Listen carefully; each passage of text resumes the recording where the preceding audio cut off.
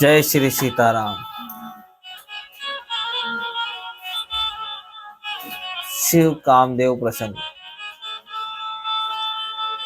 जागई मनोभव मुए मन, बन सुबग तान परे कहीं। शीतल सुगंध सुमंद मारुत, मदन अनल सखा सई। बिक से सरणी बहु कंज कुंजत, कुंज मंजुल मधुकरा। कलहंस पिक सुख सरस रव करी, गान नाच ही अपचरा। मरे हुए मन में भी कामदेव जागने लगा। वन की सुंदरता कहीं नहीं जा सकती। काम रूपी अग्नि का सच्चा मित्र शीतल मंद सुगंधित पवन चलने लगा। सरोवरों में अनेकों कमल खिल गए, जिन पर सुंदर भौरों के समूह गुंजार करने लगे। राजहंस, कोयल और तोते रसीली बोली बोलने लगे और अप्सराएं गा गा कर नाचने लगी। कामदेव अपनी सेना समेत करोड़ों प्रकार की सब कलाएं उपाय करके हार गया, पर शिव जी की अचल समाधि न डिगी। तब कामदेव क्रोधित हो उठा। आम के वृक्ष की एक सुंदर डाली देखकर मन में क्रोध से भरा हुआ कामदेव उस पर चढ़ गया। उसने पुष्प धनुष पर अपने 5 बाण चढ़ाए और अत्यंत क्रोध से लक्ष्य की ओर ताक कर उन्हें कान तक तान लिया। कामदेव ने तीक्ष्ण 5 बाण छोड़े, जो शिव जी के हृदय में लगे। तब उनकी समाधि टूट गई और वे जाग गए।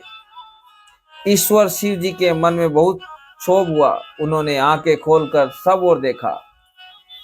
जब आम के पत्तों में छिपे हुए कामदेव को देखा तो उन्हें बड़ा क्रोध हुआ, जिससे तीनों लोग कांप उठे। तब शिव जी ने तीसरा नेत्र खोला। उनके देखते ही कामदेव जलकर भस्म हो गया। जगत में बड़ा हाहाकार मच गया। देवता डर गए, दैत्य सुखी हुए। भोगी लोग काम सुख को याद करके चिंता करने लगे और साधक योगी निष्कंटक हो गए।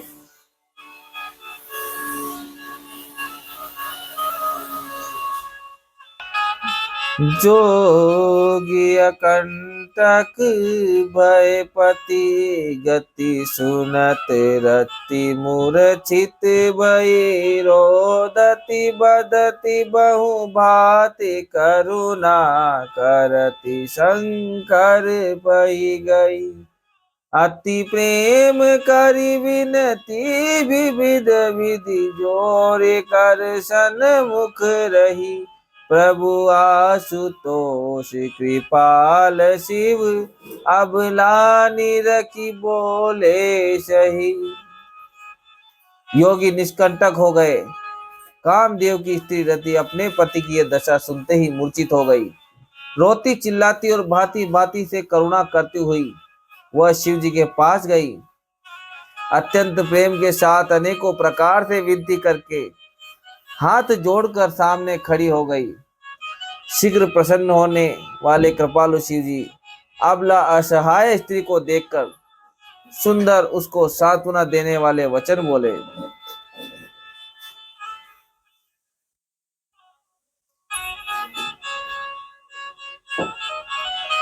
अब तेरा तब नाथ कर, होई नाम अनंगो।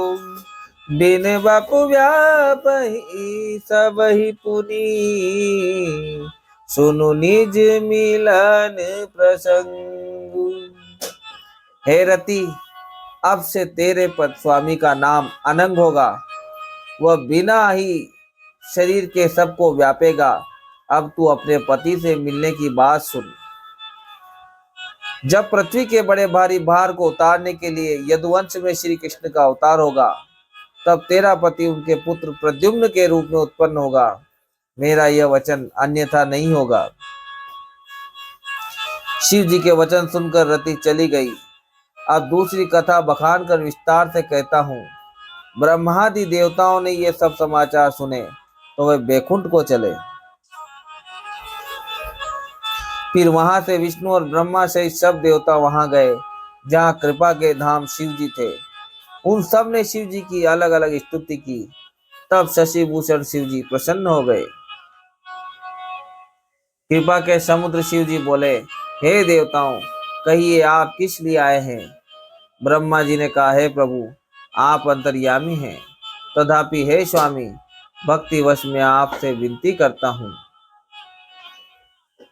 हे शंकर, सब देवताओं के मन में ऐसा परम उत्साह है कि हे नाथ, वे अपनी आंखों से आपका विवाह देखना चाहते हैं।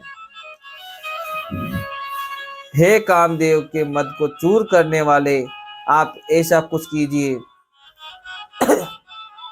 जिससे सब लोग इस उत्सव को नेत्र भर कर देखें। हे कृपा के सागर, कामदेव को भस्म करके आपने रति को जो वरदान दिया सो बहुत ही अच्छा किया। हे नाथ, श्रेष्ठ स्वामियों का यह सहज स्वभाव है कि वे पहले दंड देकर फिर कृपा किया करते हैं। पार्वती ने अपार तप किया, अब उन्हें अंगीकार कीजिए, स्वीकार कीजिए। ब्रह्मा जी की प्रार्थना सुनकर और प्रभु श्री रामचंद्र जी के वचनों को याद करके शिव जी ने प्रसन्नता पूर्वक कहा, ऐसा ही हो। तब देवताओं ने नगाड़े बजाए और फूलों की वर्षा करके जय हो देवताओं के स्वामी, जय हो ऐसा कहने लगे। उचित अवसर जानकर सप्त ऋषि आए और ब्रह्मा जी ने तुरंत ही उन्हें हिमाचल के घर भेज दिया। वे पहले वहां गए जहां पार्वती जी थी और उनसे छल से भरे मीठे विनोद युक्त आनंद पहुंचाने वाले वचन बोले।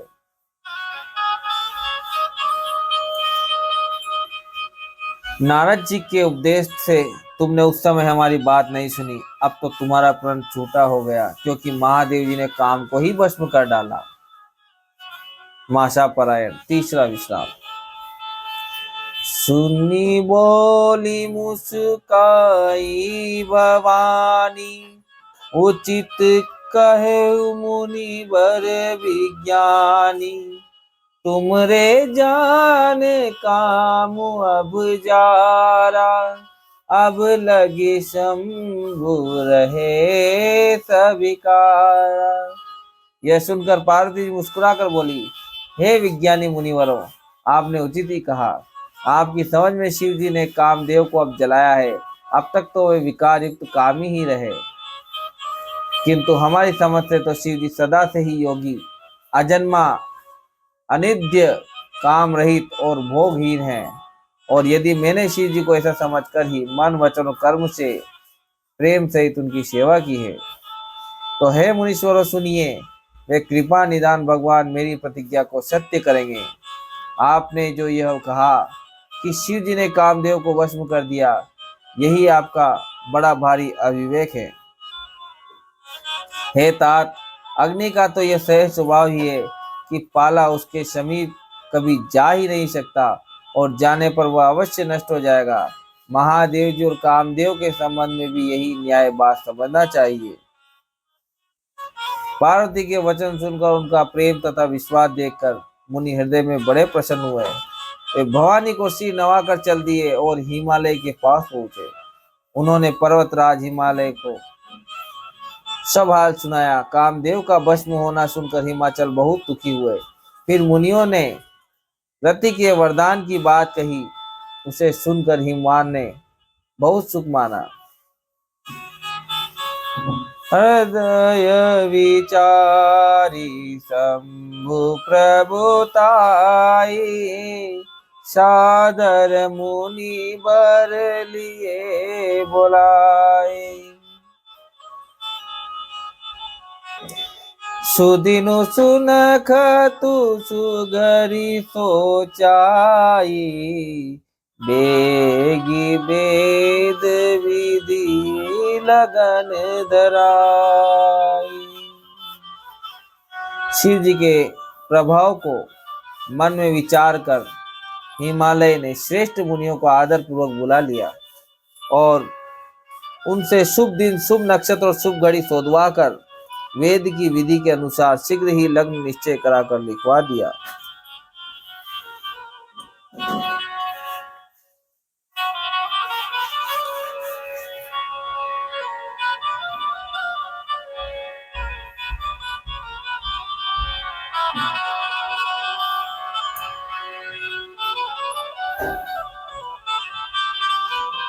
फिर हिमाचल ने वह लग्न पत्रिका सप्त ऋषियों को दे दी और चरण पकड़कर उनकी विनती की।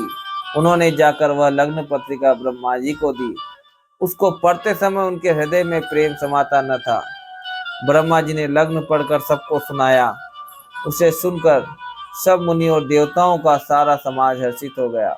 आकाश से फूलों की वर्षा होने लगी, बाजे बजने लगे और दसों दिशाओं में मंगल कलश सजा दिए गए।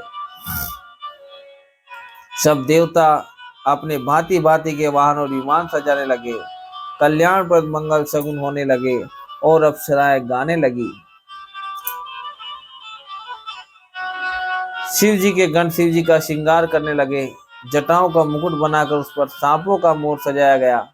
शिव जी ने सांपों के ही कुंडल और कंकण पहने, शरीर पर विभूति रमाई और वस्त्र की तरह बागंबर लपेट लिया। शिव जी के सुंदर मस्तक पर चंद्रमा, सिर पर गंगा जी, तीन नेत्र सांपों का जनेऊ, गले में विष और छाती पर नरमुंडों की माला थी। इस प्रकार उनका वेश अशुभ होने पर भी वे कल्याण के धाम और कृपालु हैं। एक हाथ में त्रिशूल और दूसरे में डमरू सुशोभित है। शिव जी बेल पर चढ़कर चले। बाजे बज रहे हैं। शिव जी को देखकर देवांगनाएं मुस्कुरा रही और कहती है कि इस वर के योग्य दुल्हन संसार में नहीं मिलेगी।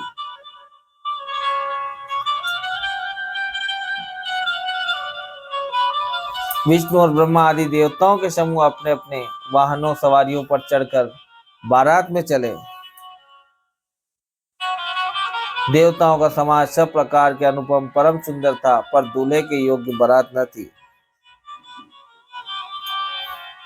तब विष्णु भगवान ने सब दिक्पालों को बुलाकर हंसकर ऐसा कहा कि सब लोग अपने अपने दल समेत अलग अलग होकर चलो।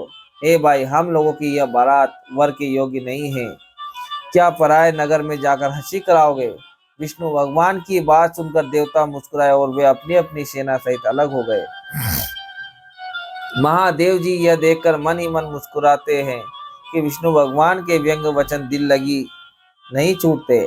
अपने प्यारे विष्णु भगवान के इन अति प्रिय वचनों को सुनकर शिव जी ने भी भृंगी को भेजकर अपने सब गणों को बुलवा लिया। शिव जी की आज्ञा सुनते ही सब चले आए और उन्होंने स्वामी के चरण कमलों में सिर नवाया। तरह तरह की सवारियां और तरह तरह के वेश वाले अपने समाज को देखकर शिव जी हंसे। कोई बिना मुख का है, किसी के बहुत से मुख हैं। कोई बिना हाथ पैर का है तो कोई किसी के कई हाथ पैर हैं। किसी के बहुत आंखें हैं तो किसी के एक भी आंख नहीं है। कोई बहुत मोटा ताजा है तो कोई बहुत ही दुबला पतला है। तन खीर को अति पीन पावन को अपावन, गति धरे भूषण कराल कपाल कर सब सद्य सोनित तन भरे। कर स्वान सुवरस कात मुख गण भेष अगणित को गणे। बहु जिनस प्रेत पिशाच जोगी जमात बरनत नहीं बने। कोई बहुत दुबला, कोई बहुत मोटा, कोई पवित्र और कोई अपवित्र वेश धारण किए हुए हैं। भयंकर गहने पहने, हाथ में कपाल लिए और सबके सब शरीर में ताजा खून लपेटे हुए हैं। गधे, कुत्ते, सुअर और सियार कैसे उनके मुख हैं। गणों के अनगणित वेशों को कौन गिने। बहुत प्रकार के प्रेत, पिशाच और योगिनियों की जमाते हैं, उनका वर्णन करते नहीं बनता। जय श्री सीताराम।